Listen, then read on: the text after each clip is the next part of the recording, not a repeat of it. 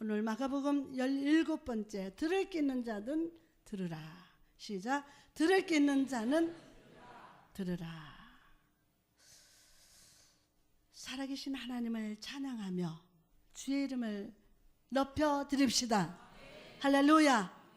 오늘 생명이요 모든 것을 살아나게 하시는 창조의 우리 주님께서 우리 영혼과 마음속에 임하시사 은혜의 통로로 가로막은 모든 불신의 찌꺼기를 제하시고 선포되는 말씀 한마디 한마디가 모두 우리에게 아멘으로 임하게 하실 줄 믿습니다.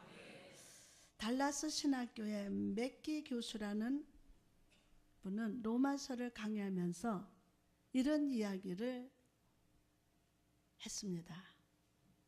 책에 적었어요. 한 여자가 있습니다. 이 여자는 어린 시절에 친구와 사랑에 빠져 결혼하게 되었습니다. 그분의 로마서 저서에 쓴 얘기입니다. 이 두 사람은 부부로서 서로 충실하고 사랑하며 기쁜 시간을 보냈습니다. 그러다 어느 날 남편이 갑자기 심장마비로 세상을 떠났습니다.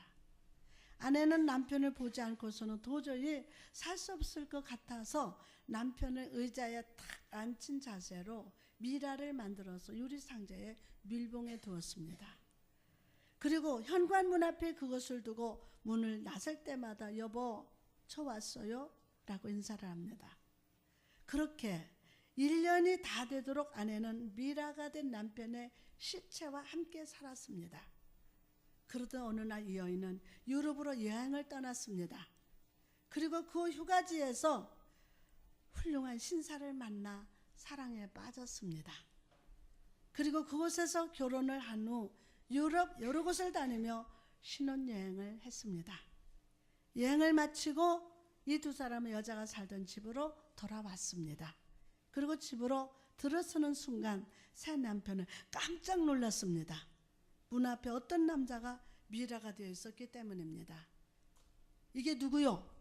아, 제 전 남편이요. 참 좋은 사람이었는데 그거 이미 과거 아니요? 그는 죽었어. 여기 있을 이유가 없단 말이요. 새 남편은 즉시 커다란 구덩이를 파고 옛 남편의 미라가 담긴 유리관을 통째로 땅에 묻어버렸습니다. 그렇게 로마서 저서에 써 있습니다. 여러분,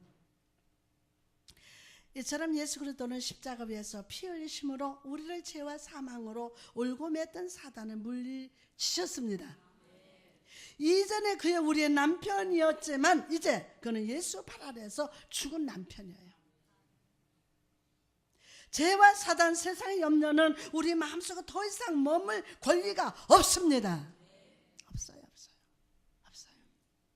우리가 섬기는 새 남편 예수 그리스도는 우리의 새 삶, 새 사랑, 새로운 관계와 새로운 미래를 바라보라고 우리를 초청하고 계심을 믿으시기 바랍니다.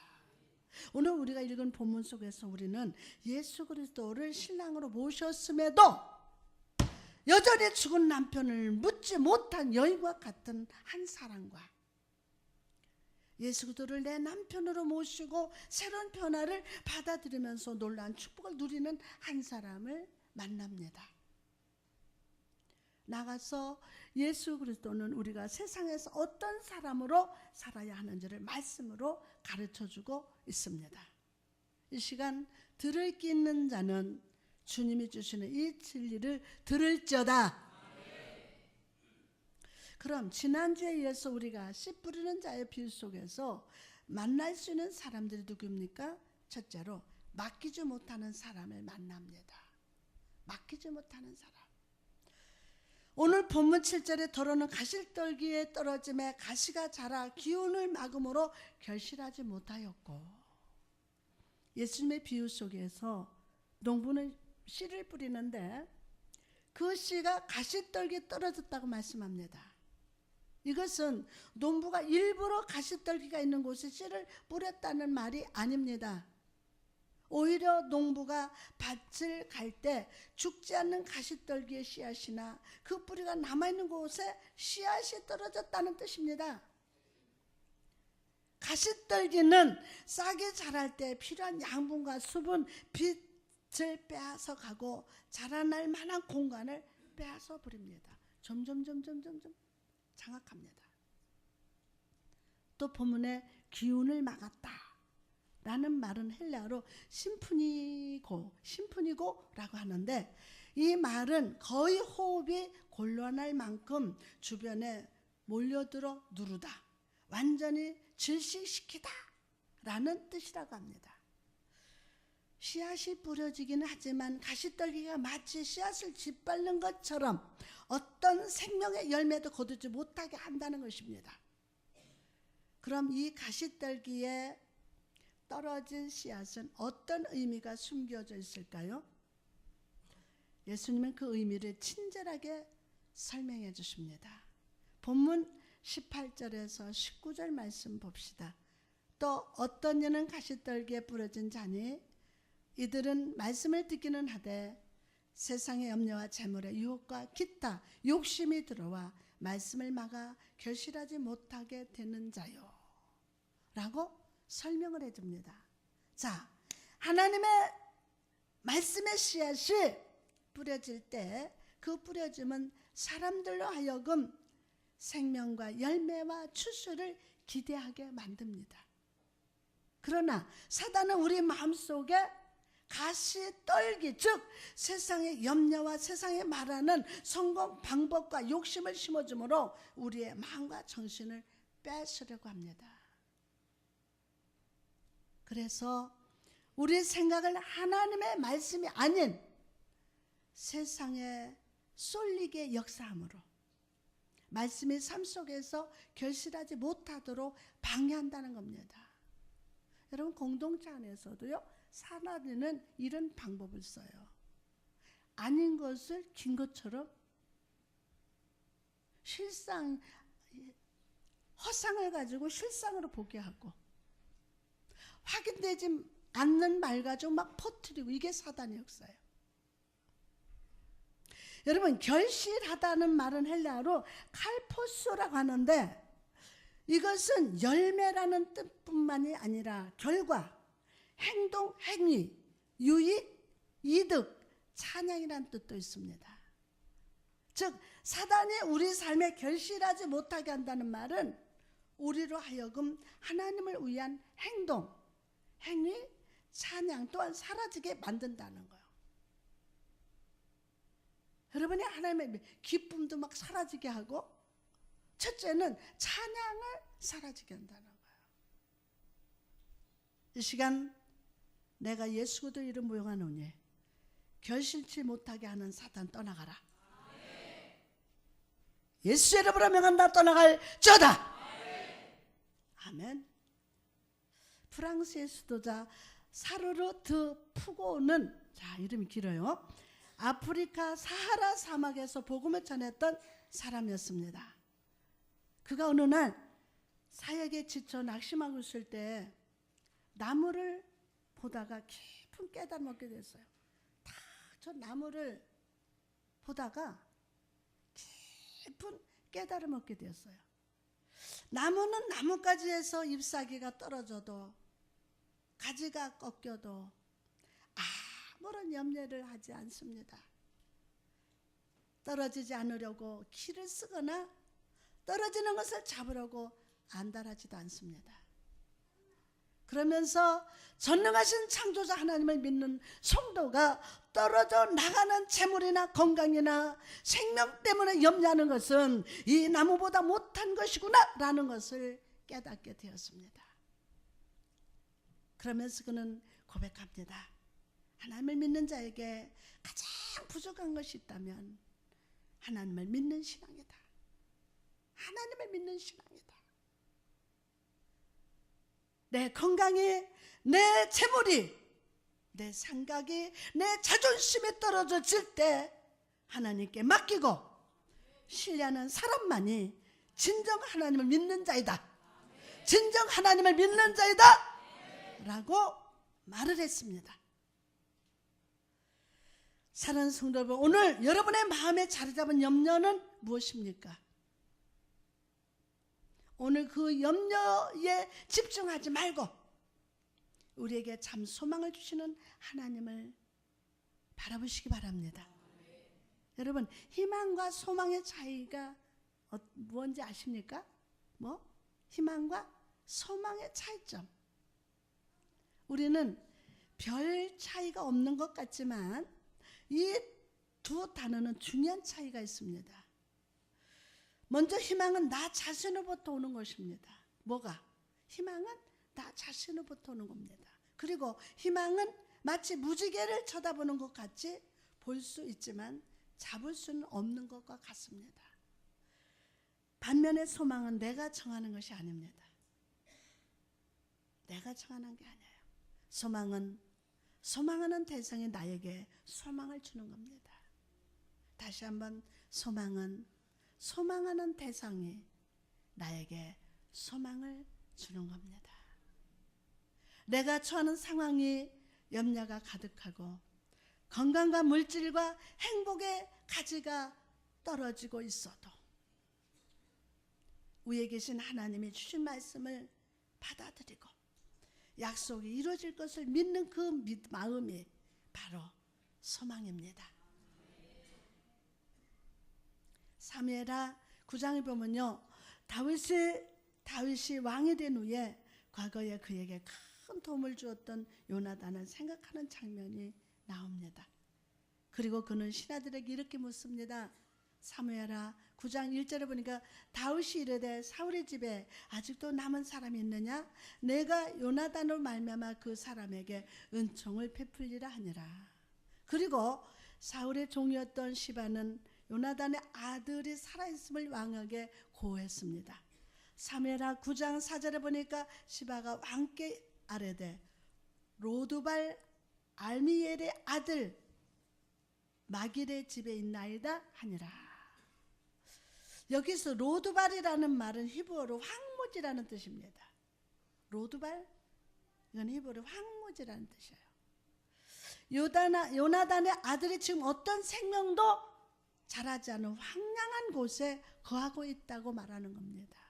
그런데 그런 요나단의 아들을 향하여 다윗이 한 일이 무엇입니까? 사무엘하 9장 6절에서 7절 보니까 사울의 손자 요나단의 아들 무비보셋이 다윗에게 나와서 그 앞에 엎드려 절하며 다윗이 이르되 무비보셋이여 하니 그가 이르기를 보소서 당신의 종이니이다. 다윗이 그에게 이르되 무수하지 말라. 내가 반드시 내 아버지 요나단으로 말미암아 내게 은총을 베풀리라. 내가 내 할아버지 사울의 모든 밭을 다 내게 도로 주겠고 또 너는 항상 내 상에서 떡을 먹을지니라 하니. 아멘. 여러분, 다윗은 황무지에 살던 무비보셋을 불렀습니다. 그리고 사울이 가지고 있던 모든 소유를 그에게 다 주고 왕의 식탁에서 함께 먹도록 했습니다. 다윗이 이렇게 한 이유가 무엇입니까? 바로 사랑하는 친구 요나단의 아들이기 때문이었어요. 여러분, 이처럼 하나님께서는 영적으로 황무지 같은 땅에 거하며 어떤 소망도 바랄 수 없는 우리를 불러주십니다. 주님 나를 부르셨으니, 주님 나를 부르셨으니 이 몸 바쳐서 이 몸 바쳐서 주만 따라가렵니다. 다 같이 주님 주님 나의 기도를 들으소.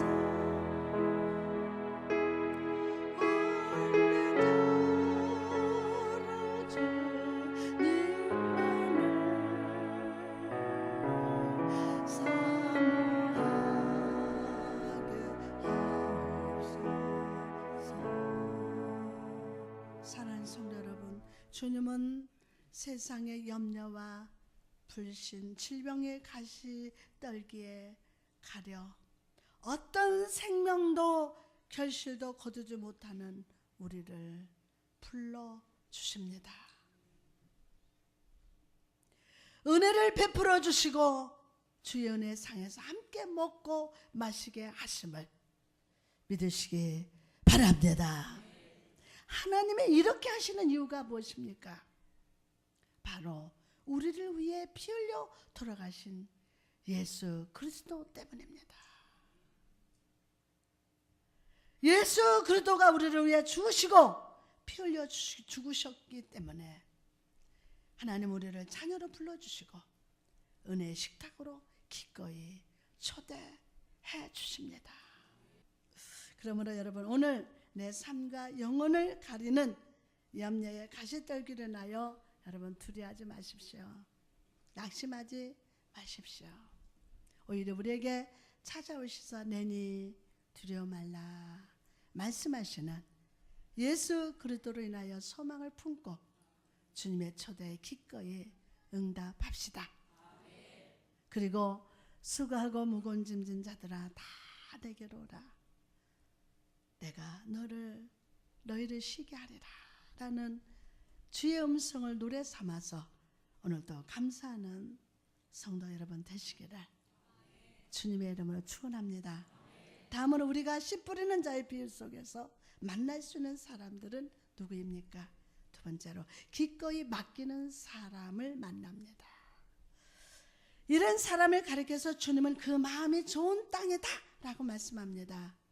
본문 8절에 더러는 좋은 땅에 떨어짐에 자라 무성하여 결실하였으니 30배나 60배나 100배가 되었느냐 하시고, 농부가 씨를 뿌릴 때 씨앗들 중 어떤 것은 좋은 땅에 떨어집니다.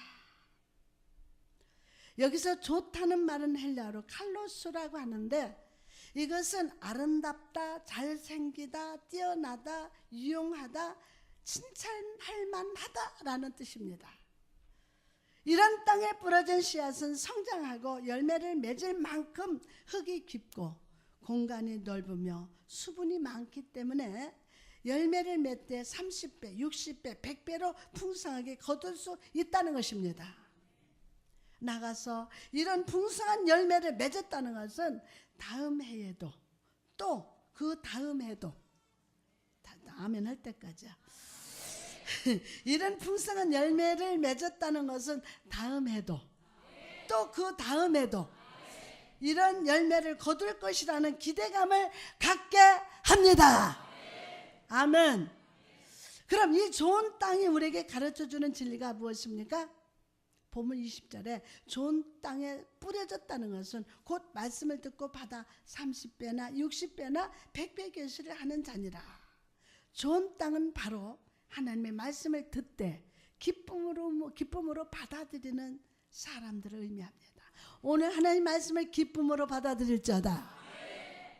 기쁨으로.